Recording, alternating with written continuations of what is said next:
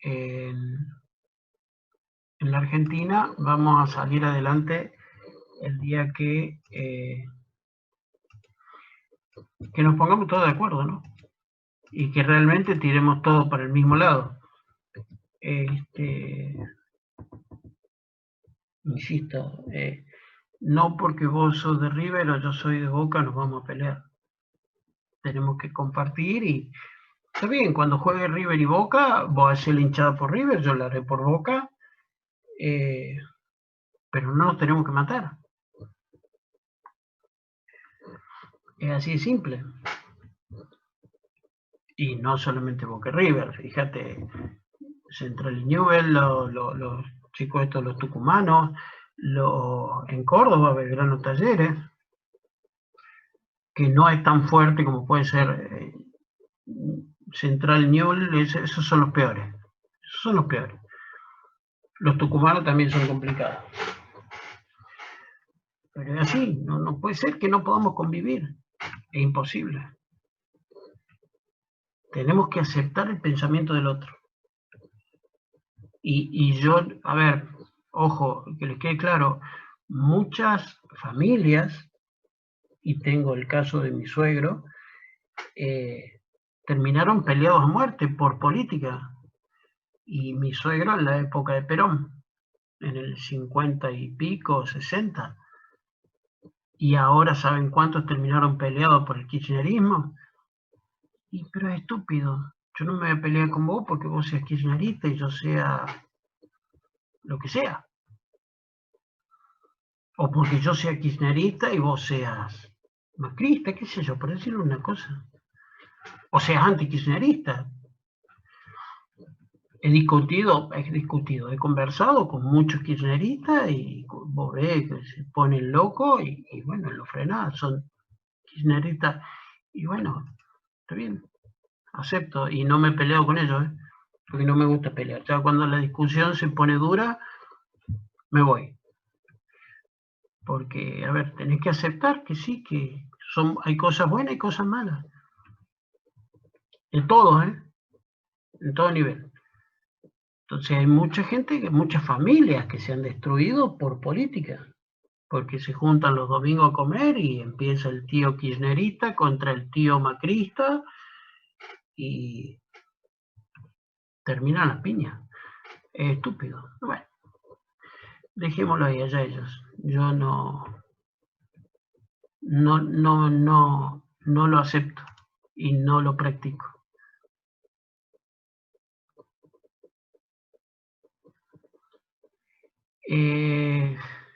Es que, ¿sabés qué es lo que pasa, Jeremías?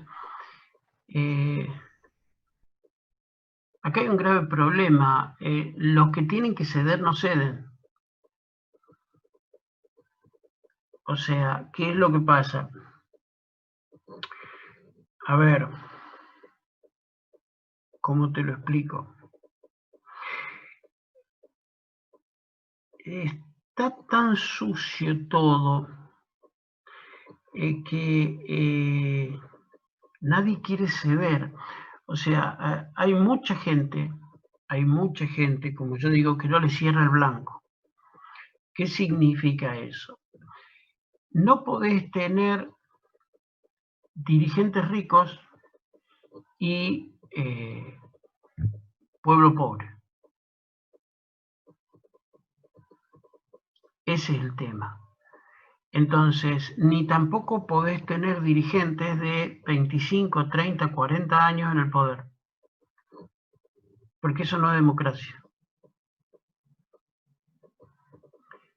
Yo nunca me voy a olvidar en el 2001, cuando se armó el despelote de los 5 presidentes en una semana, el lema era que se vayan todos. Tampoco es la solución que se vayan todos. No, es como el video que les mostré, donde dice Tato a los políticos, no a todos los políticos, porque no todos, o sea, generalizar es estúpido. Es como decir que todos los ingenieros son malos. No, pará.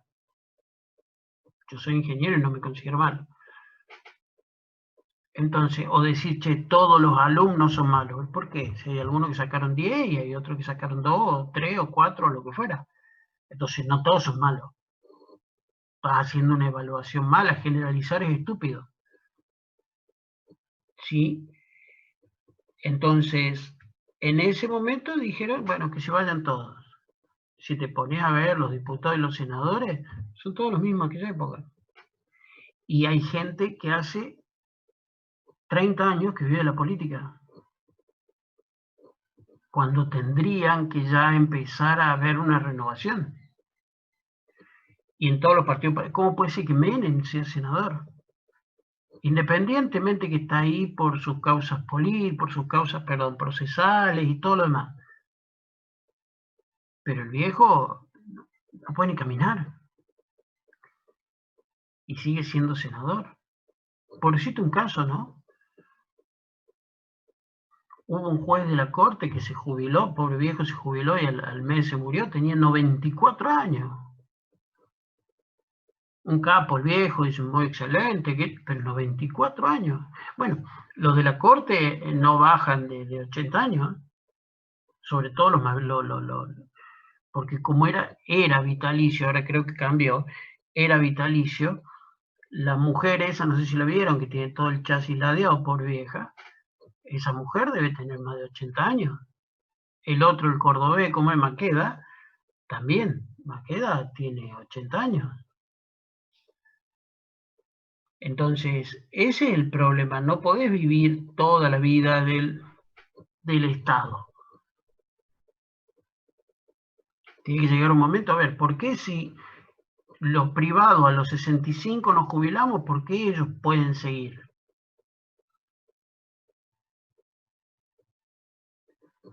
Ese es el problema. Jeremías, retomando un poco el tema que vos hablabas de los pactos por ahí. Mira, no es fácil porque hay intereses objetivos. Y los intereses objetivos encima de los países menos poderosos o dependientes como la Argentina incluso se atraviesan por intereses externos. Te pongo un ejemplo muy, muy concreto. El martes hay toda una controversia ahora por la expropiación de Vicentín y lo que hizo Vicentín. El martes se hizo una marcha en varias ciudades del país rechazando la expropiación de Vicentín, ¿no? Lo hizo gente incluso que no tiene mayores datos que ver con no tiene mayor vínculo con la actividad que hacía Vicentín. El lunes, el periodista de Buenos Aires, Ernesto Tenenbaum, lo entrevista al presidente de la Sociedad Rural de Córdoba, ¿no? Salas, de apellido. La sociedad rural, no sé si ustedes conocen un poquito de historia, pero está en las antípodas del intervencionismo estatal. O sea, siempre ha tenido una ideología muy liberal, ¿no? Y le pregunta Tenenbaum por el tema de la expropiación y por qué la sociedad rural de Córdoba, a pesar de que es una de las que tiene perfil más liberal de toda la sociedad, ustedes saben que hay regionales, ¿no? Hay una sociedad rural argentina y hay regionales, suele pasar en las organizaciones que son de carácter nacional. ¿Por qué la sociedad rural argentina de Córdoba no había adherido a la protesta en contra de la expropiación de Vicentín?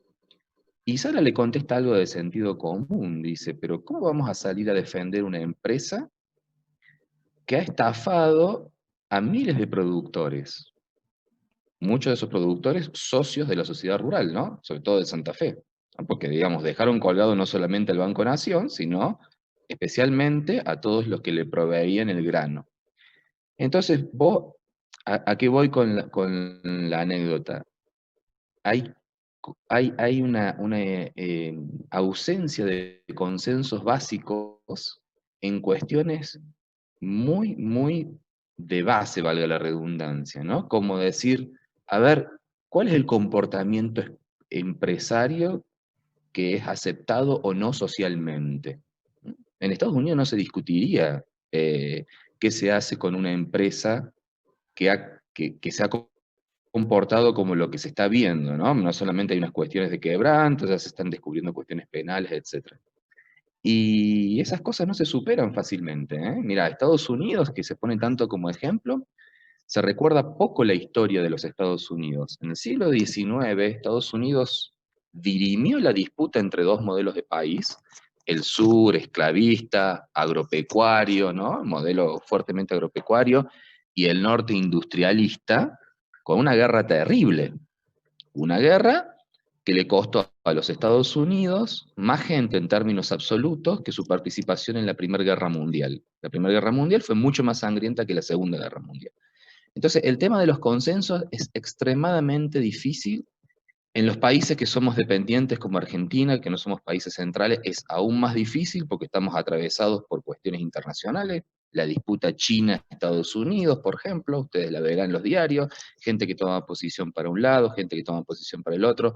Es muy difícil el tema de esos consensos. Lo que uno tiene que ver, bueno, cuál es el camino menos traumático y cuál de las opciones son las más adecuadas, porque muchas veces las opciones no son, digamos, no son equivalentes, no es lo mismo ser A, B o C. El destino que te espera no es lo mismo. Así que es muy complicado. Es cierto lo del pacto de la Moncloa de España, pero bueno, España estaba también, digamos, cobijada y arropada por una Europa en su momento. Europa se tenía que consolidar como un espacio único.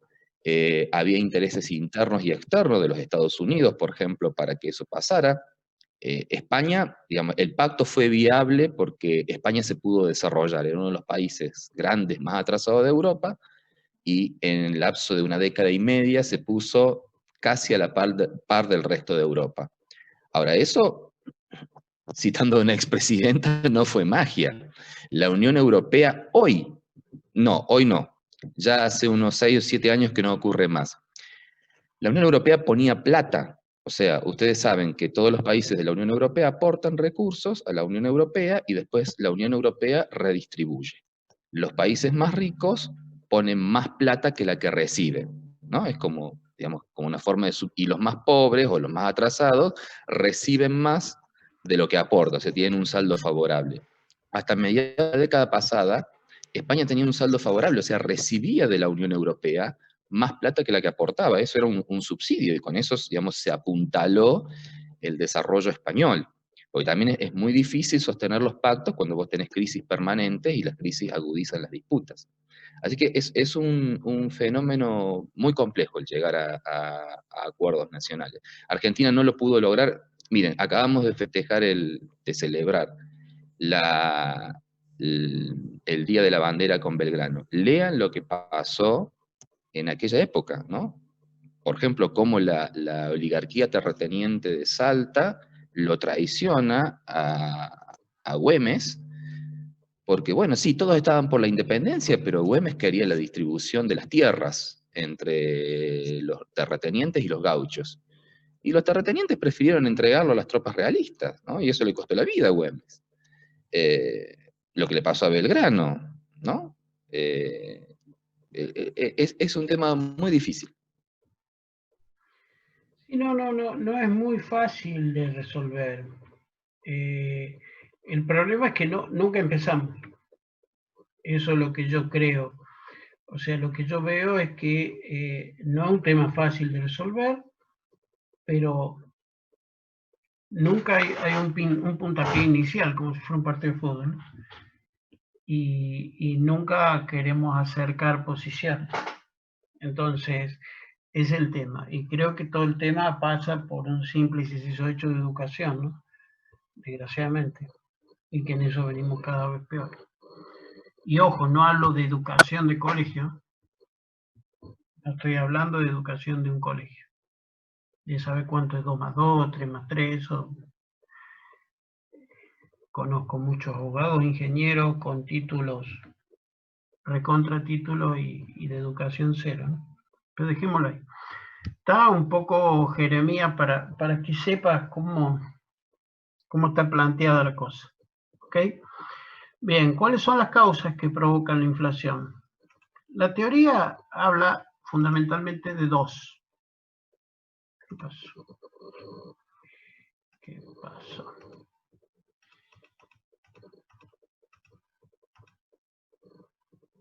Porque se me va. Se me borró todo. Bien. Veo que se me borró todo. La teoría fundamentalmente habla de dos. Lo que son, no sé por qué no se me guarda. Bien, vamos a seguir. Espérenme un cachito. Vamos a...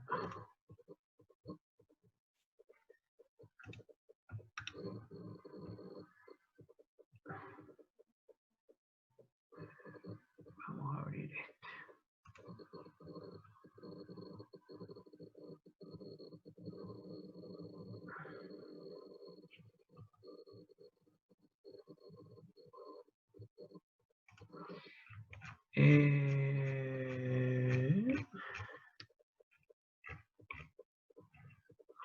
Dicho algo que me olvidaba, era que en la Argentina pasamos por todo eso que ustedes vieron, todas las clasificaciones de la inflación, pasamos por todos los niveles, porque tuvimos inflación baja en época de Menem, hiperinflación en la de Alfonsín, y galopante tuvimos, ponerle la época de Cristina, después ya con Macri entramos en esta inflación, tuvimos deflación en la época de Menem, o sea que pasamos, la Argentina pasó por todos esos estadios. ¿Sí? No sé por qué se me borró eso. Ya no sirve ni para guardar. Bien. ¿Cuáles son las causas por las cuales se produce la inflación? La primera puede ser una inflación de demanda. O sea, esto lo vimos en micro. Cuando la gente tiene más plata, o sea, estas son las dos teorías fundamentales, digamos, de la economía. Una inflación producida por la demanda o una inflación producida por costo. Acá hay un problema, acá el famoso huevo-gallina, ¿qué fue primero? Porque si hay un aumento de demanda es porque la gente tiene más plata. Y si hay un aumento de costos es porque aumentan los sueldos. Entonces, si aumentan los sueldos, la gente tiene más plata, compra más, se aumenta la demanda, entonces es complicado. ¿Qué es primero, el huevo o la gallina? Si el aumento de demanda se produce por aumento de costos o el aumento de costos se produce por aumento de demanda. Es complicado. Entonces, el aumento de demanda, la gente consume más porque tiene más plata. El aumento de costos, ¿por qué se da? Porque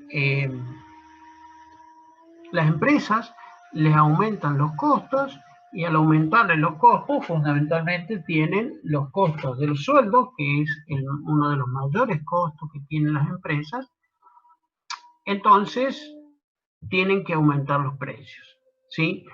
Fundamentalmente estos dos son las dos teorías más importantes que tiene la teoría económica, valga la redundancia.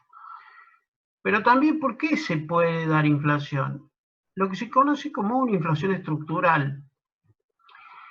Un poco lo que viene pasando en la Argentina, o sea, esta inflación estructural, ¿por qué se produce? Y porque la Argentina no afloja con el déficit fiscal, independientemente del pago de la deuda y de todo lo demás, se sigue gastando plata de más, con todo lo que hemos visto dentro del sector público, entonces se producen esos desequilibrios, con lo cual se produce esa inflación estructural. Uno de los grandes temas, no sé si se acuerdan, que hay que ver eso, qué fue lo que pasó, porque ahí hay versiones encontradas. Cuando el amigo Fernández gana las PASO, que el dólar sube el 100% de un día para el otro. O sea, eso es otro desequilibrio, porque según dicen, la gente perdió confianza y todo lo demás. Hay que verlo, ¿está? O, por ejemplo, el sector agropecuario que no liquida o las liquida fuera las divisas, etcétera, etcétera. Por eso se produce una inflación estructural. O bien, lo que va a pasar ahora, que vamos a ver qué pasa después de la pandemia, que es la inflación monetaria, un poco lo que ya hemos visto, y han visto también el práctico con Carlos, que es cuando se pone la maquinita en funcionamiento, se da una emisión, una gran cantidad de emisión primaria, eso, tirar moneda al mercado, produce inflación. Entonces, de nuevo, cuando el déficit hay que cubrirlo, fabricamos moneda y la ponemos. Insisto, hoy estamos en una situación especial. No estoy diciendo que esté mal hoy la emisión primaria, todo lo contrario. Inclusive en todo el mundo se está generando, no es que la Argentina está haciendo una expansión monetaria porque el déficit fiscal, no, no. Estados Unidos lo está haciendo, Alemania lo está haciendo, o sea, toda Europa lo está haciendo. ¿Por qué? Y porque están clavados, tienen que elegir o economía, elegir. Tienen que decidir entre economía o muerte. Y bueno, de hecho que lo primero que se elige es la vida. Entonces, por eso es que se ha frenado la economía.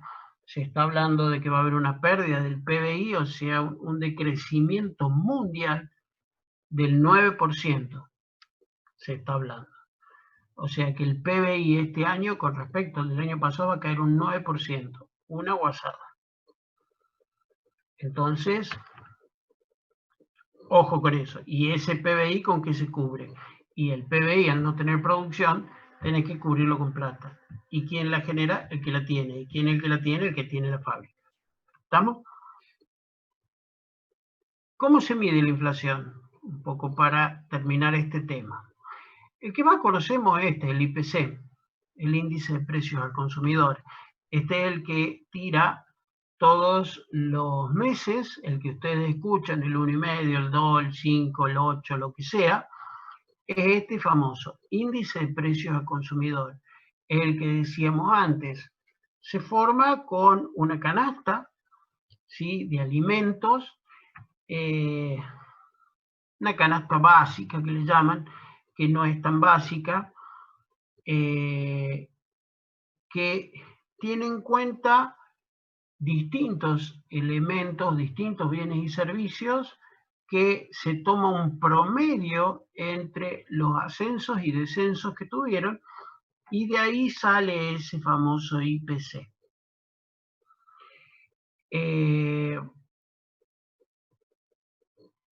Como dijimos antes, para cada uno de nosotros no es tan real, porque si no vas al cine o no vas al teatro o no tenés chicos o todos tus hijos los mandás a colegios públicos o no viajas en avión o no vas a restaurantes, por H o por B, y comes solamente carne y arroz, y la carne y arroz aumentó el 20%, tu inflación es del 20%, por más que digan que es el 1,5%. Entonces vos decís, che, loco, cada vez me alcanza menos la guita. Y pero la inflación, che, es del 1,5, viene bajando. ¿Ok? Insisto, ¿está bien o mal medida?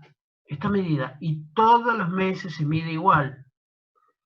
Entonces, si comparás chancho con chancho, podés decir, che, vamos bien o vamos mal. Ahora, si comparamos chancho con perro, nos vamos a cualquier lado. ¿Ok?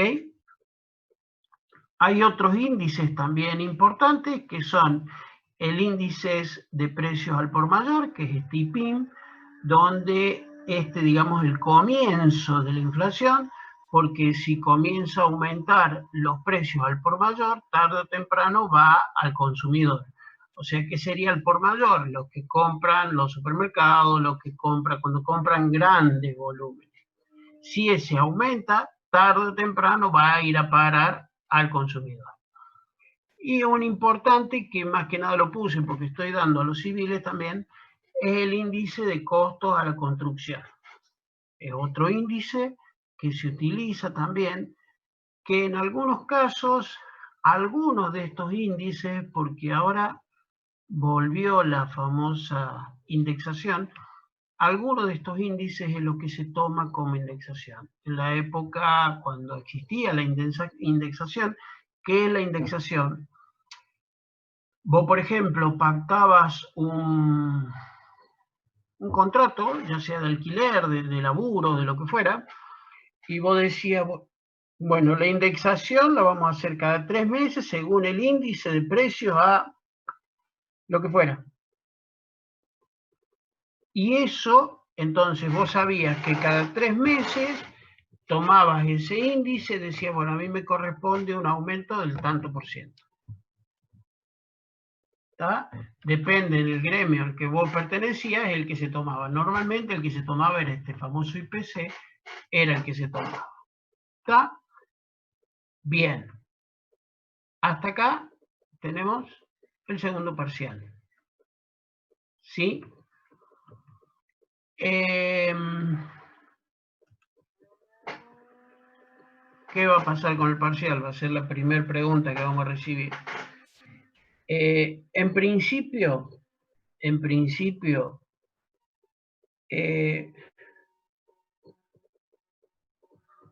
vamos a dejar establecido que la primera clase de vuelta de las vacaciones vamos a hacerla como consulta. Y la segunda clase de la vuelta de julio vamos a tomar el segundo parcial.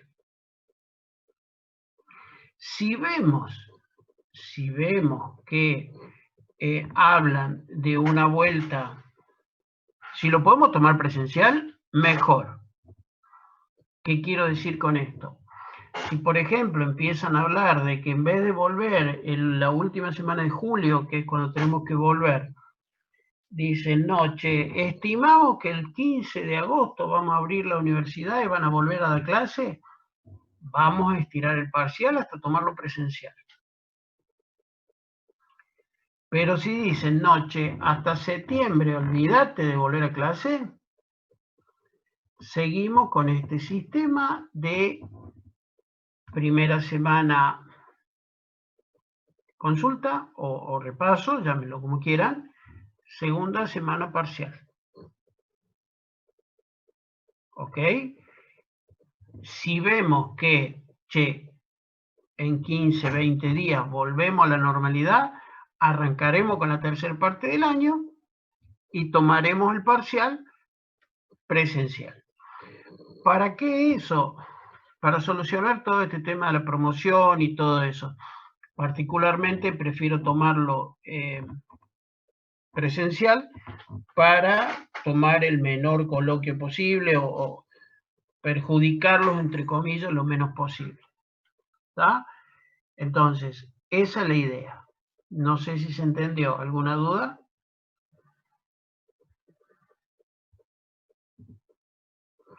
Los temas del parcial serían esto que vimos hoy. O sea, todo macro.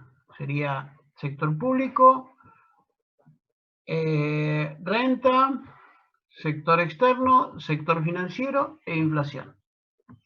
Sería todo lo que vimos hasta acá. ¿Alguna duda? El parcial va a ser, si es virtual, va a ser el mismo sistema que hicimos el primero, o sea, van a tener una parte teórica y una parte práctica. Más o menos igual, serán unas 20, 30 preguntas, a lo mejor hago esta vez, y serán unos 4 o 5 ejercicios que les va a dar Carlos.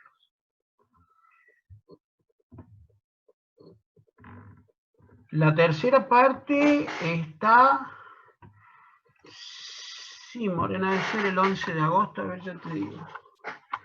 Porque nosotros volvemos la última semana de julio, o sea, nos estaríamos volviendo a ver el 28 de julio.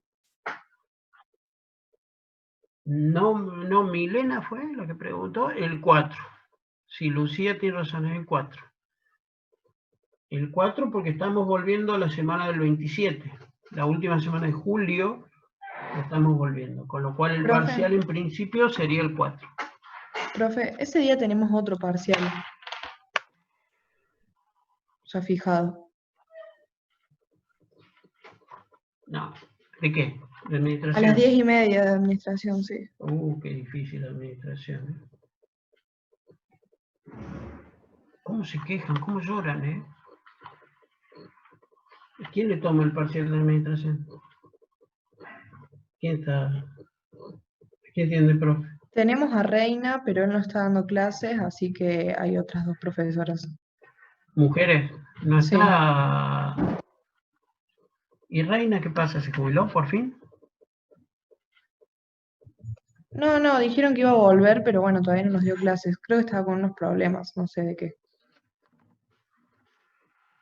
¿Y no está el secretario académico? No, el secretario de Asuntos Estudiantiles, perdón, no está Y mal. él también dio clases, profe.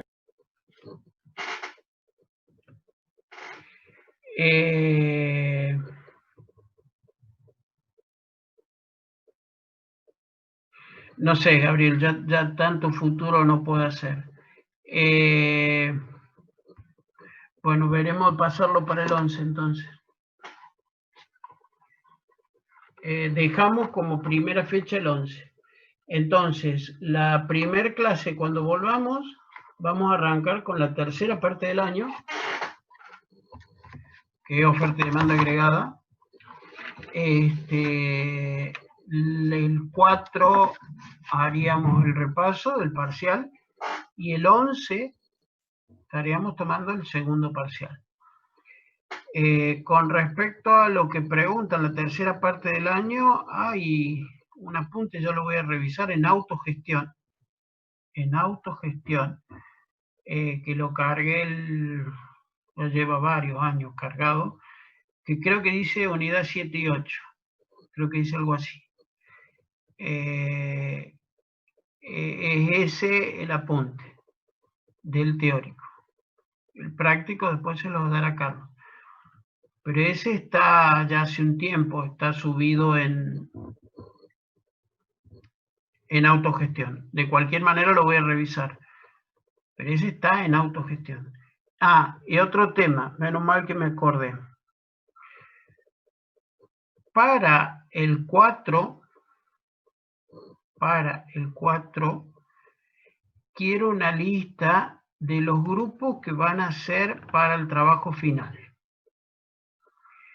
El trabajo final está cargado en autogestión, pero todavía no lo miren porque lo voy a repasar y lo voy a escribir bien. Pero quiero una lista de un grupo, sí, el 11, el parcial milagro. Para el 4 quiero una lista mínimo lo que sea, máximo 4 para el trabajo final. Porque la primer clase, o sea, el 11, el 18, vamos a estar distribuyendo los temas que van a tener que hacer para ese trabajo. Entonces, sin falta el 4, armen los grupos. ¿Estamos? Y que alguno me lo pase por mail. Pero sin falta. ¿Estamos? Así ya le empezamos a dar los temas y pueden ir laburando.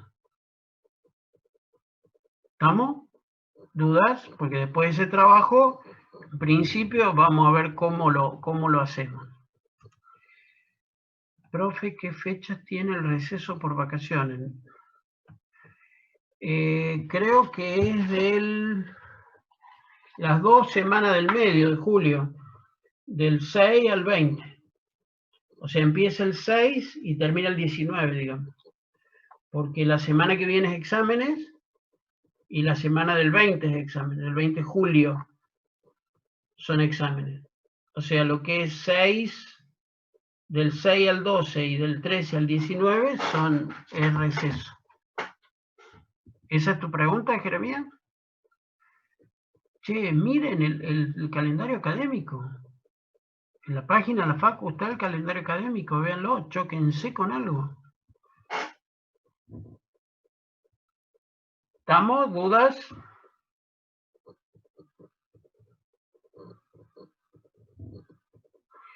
Insisto, armen los grupos, ¿ok? Pásense por WhatsApp, no sé, por el grupo que tienen ustedes, que se tienen el 4, quiero todos los grupos armados. ¿Estamos? ¿Alguna duda? ¿Alguna otra duda?